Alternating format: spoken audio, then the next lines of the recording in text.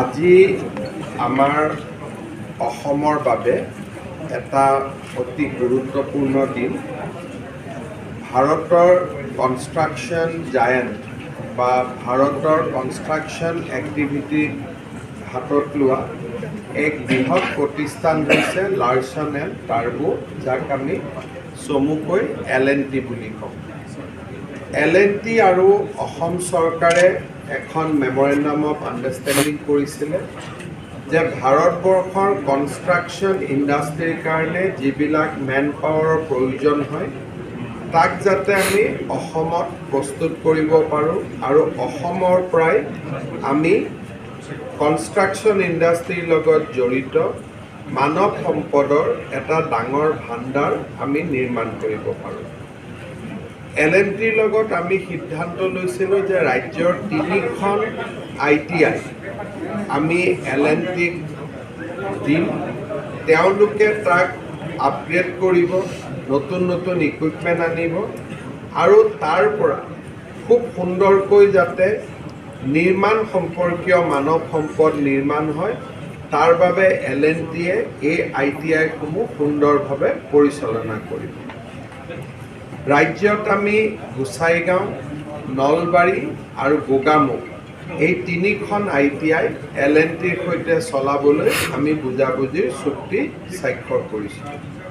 আজি মই গৌৰৱ অনুভৱ কৰোঁ যে এই 3খন ITI L&Tয়ে প্ৰস্তুত কৰি উলিয়াইছে।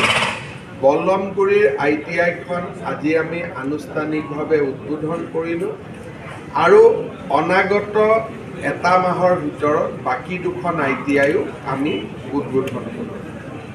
এই বল্লমগুৰি ITIতে টাটাৰ লগত লগ লাগি আমি আৰু এটা প্ৰজেক্ট বা আৰু এটা শিক্ষাৰ কেন্দ্ৰ আৰম্ভ কৰিছোঁ।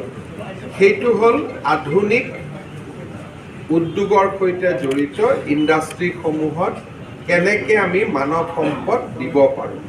আৰ্টিফিচিয়েল ইণ্টেলিজেঞ্চ, আমাৰ 3D প্ৰিণ্টিং আদি যিবিলাক নতুন নতুন দেশত মানৱ সম্পদ বা নতুন নতুন ইণ্ডাষ্ট্ৰী 4.0ৰ সৈতে জড়িত বিভিন্ন উদ্যোগ স্থাপন হ'ব, তাৰ মানৱ সম্পদ অত্যন্ত কাৰিকৰী মানদণ্ডৰ হ'ব লাগিব।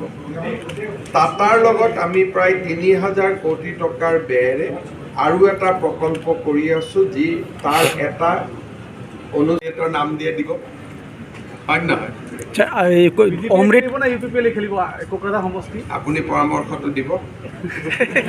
অমৃত কলহ যাত্ৰাক লৈ কংগ্ৰেছৰ মাজত ভিতৰ চৰাত এটা অন্তৰ্কন্দল চলি আছে। আমাৰতো যাত্ৰা শেষেই হ'ল, কিন্তু কংগ্ৰেছৰ আৰম্ভ হৈছে, লাষ্ট যাত্ৰা কংগ্ৰেছৰ অন্তৰ্কন্দল আৰম্ভ হৈছে। কংগ্ৰেছে চাব, মইনো কি। ছাৰ, এতিয়া BTৰ এতিয়াও বহুতো ভেঞ্চাৰ স্কুল আছে।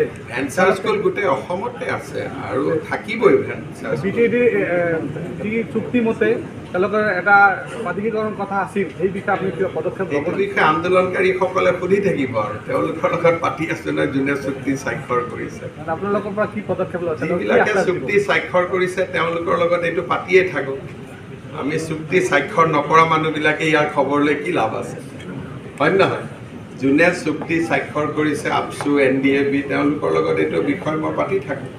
আৰু যোনে চুক্তিত স্বাক্ষৰ কৰাই নাই তেওঁলোকৰ লগত এইটো কথা পাতি কি লাভ হ'ব? ঠিক আছে।